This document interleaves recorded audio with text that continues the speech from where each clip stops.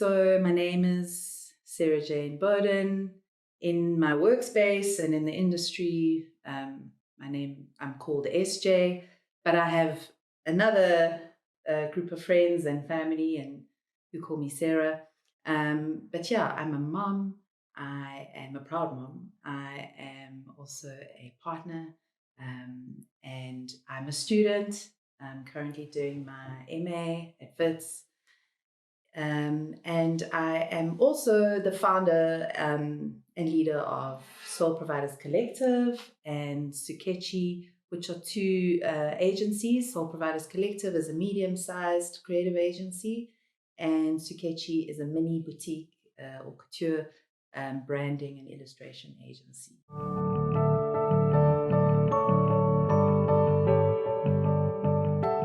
Definitely not someone who's perfect. So I'm not somebody that believes in perfection as a goal, and I actually think perfection is a trap. And I think that when we try to be perfect is when we go wrong. So I think a modern day warrior woman is flawed. I think she's aware of being many things. I think she's aware of her challenges. I think she's aware of her successes. I think she's grateful for the good parts and manages the tough parts with some grace, maybe sometimes not so gracefully. But I think being aware, I think a modern day warrior woman needs to be quite conscious. I think consciousness is quite important. And when I say consciousness, I think being conscious of the world in which we move today, in whatever role we play when we're being a warrior woman.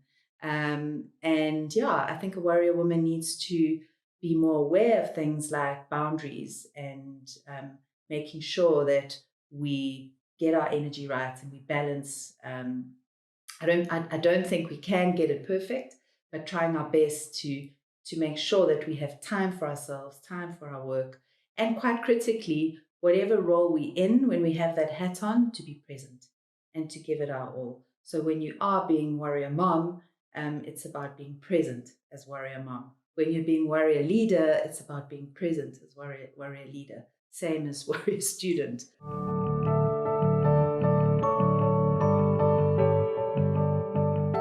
I guess the landscape that we find ourselves in as women in business means that there's an element of, there's a requirement that one be quite resilient, that one has a lot of grit, that one is able to bounce back, that one is able to learn quickly, that one is able to adapt and be flexible. And I think if you think of all of those elements that make up your character as a warrior woman, that is what a warrior is. It's about being able to adjust and get up again and get going again and try again and accept when things are tough and celebrate when things are great.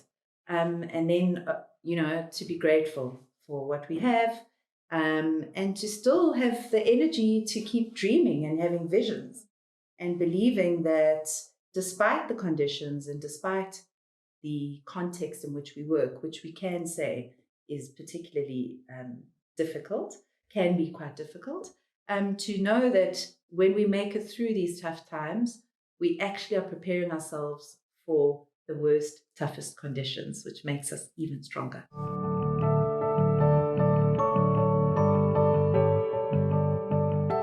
I think on a personal level,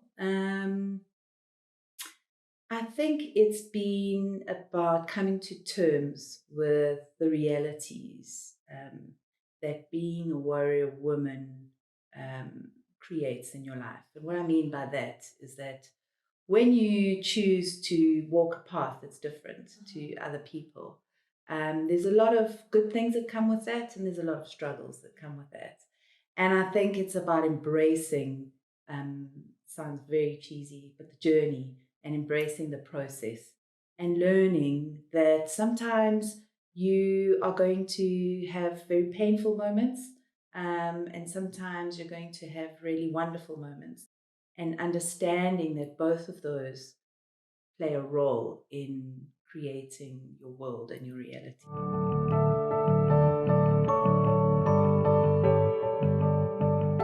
I think, sure, that's a big question. I think it would be, again, similar to the personal battle, coming to terms with the context of business.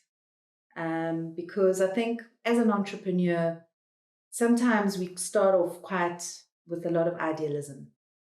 And as you go and as the lessons come and they come, you start to see things that you didn't expect to see. And you start to experience things that maybe, especially I'm an idealist, proudly idealist.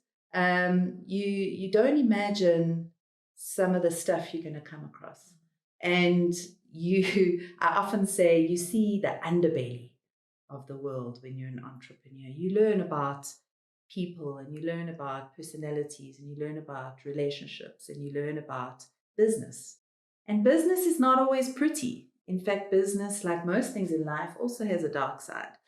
And I think for me, learning about that and coming to terms with the idea that business is not all pretty, that business, as we know it currently, has a lot of weak points, and being able to still move within those spaces and play a part in being a part of the business world as an entrepreneur, while still sticking to your integrity and sticking to your principles and your values. I think that's been my biggest challenge as an entrepreneur, and being okay with, I've been saying lately, with kind of having one foot inside of the way the business world works and another foot outside, which is kind of more the future of how we wish it would work.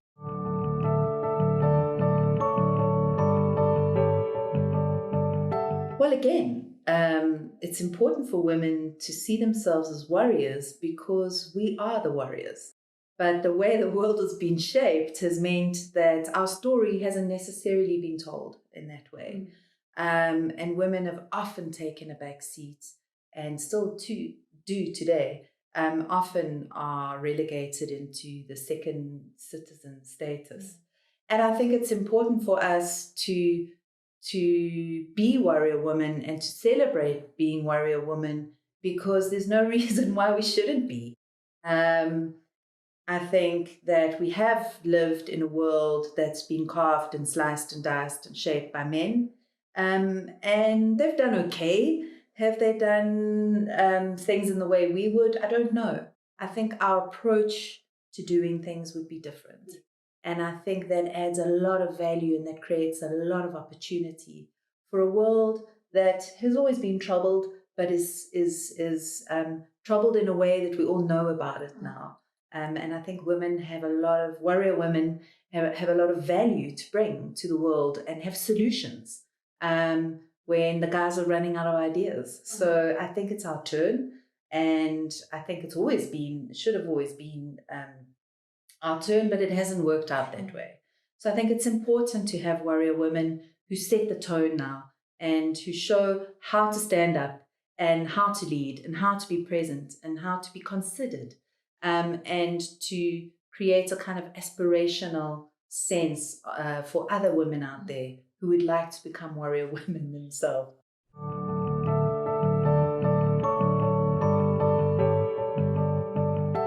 So yeah, I think one tip for sure is to be realistic.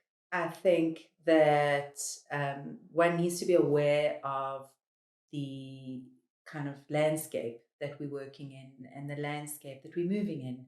And when we're realistic about that, I think we are able to achieve more because we know what's possible and we know where we can push a bit, and we know where we have to be a bit more creative.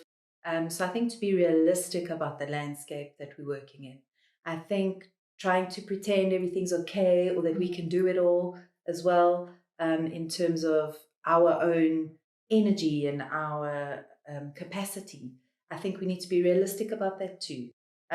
Working in such a tough context is, as I say, wonderful because it teaches us to be very adaptable and flexible, and we can probably make it if you can make it here, you can make it anywhere. But be realistic about that and not having, kind of pipe dreams that are forged on ideas that aren't realistic. So, as much as it hurts, sometimes, and this applies to warrior women and guys, everybody, we might have these great ideas for what we want to do, but the reality is it's very difficult to be an entrepreneur. It's very difficult. It's a lonely journey. It's a tough journey. And knowing that before you go into it, I think is important. Then I think I'm going to give 3 tips. My second tip, let me keep it shorter. Second tip is really about surrounding yourself with the right people. And I think this is a lesson that is a hard one to apply because entrepreneurship is actually quite lonely. And I don't think men would probably admit that, whereas women would be, and there you go, a great example of how we handle things differently. Women would be open to discussing the fact that we're not perfect and that it's lonely. And I think it's important to make sure you have a support structure in place. And it should be a combination of family and friends. When I started out, having a coach was just impossible because it was so expensive. There were so few coaches. But these days, nearly every second person you meet is a coach. So coaches have become much more affordable and much more accessible.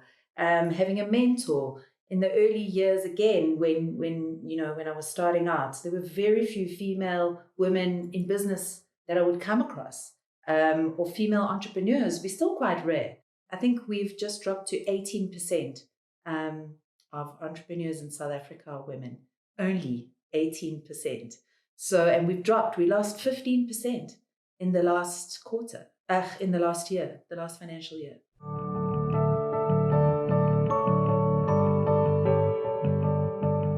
I look up to a lot of the women in my team. I'm very lucky to have women that I walk alongside with, who've been with me on a very long journey. And I learn a lot from them. I learn a lot from them every week, every month, every year. Some of them are moms, some of them aren't. Some of them have big families, some have small families, but they inspire me, the women that I work with. I also have some incredible clients who are in the corporate space. And corporate is a tough environment for women to be in. It still remains that way. And I admire them. I admire what they manage and how they manage themselves within those spaces. So yeah, corporate women, some of the women I work with in corporate, I really admire. And then I am lucky enough to be at WITS, and in my class, I have some very interesting women. And some of the women I have met through my studies were fallists. So they were part of the Fees Must Fall movement, and they have inspired me enormously with their stories of bravery and just how bold they are. And again, unapologetic about their views and about what change needs to happen. My mom, of course, is somebody that's always really, really inspired me. And then, yeah, I guess some authors. I'm really enjoying some of the writers that I've been exposed to, and some of the women authors out there who are writing books that are fit for future and that are fit for warrior women to read. I was just mentioning bell hooks, spelled with a small b and a small h. So I've just learned about her, really. I've also I've been reading Pumla Kola. Some of her writing is absolutely incredible. I've been very lucky to be lectured by Peace Kisuga, and some of her writing is phenomenal, as well as the founder of the research team that I'm studying under, Prof. Melissa Steyn. Some of her writing around race and race relations is absolutely phenomenal. So yeah, more academic writers, but I do think there's also an emergence of academic and business kind of coming together. So it makes sense that I would be reading more academic writers. Yeah, there's a few women that have really inspired me.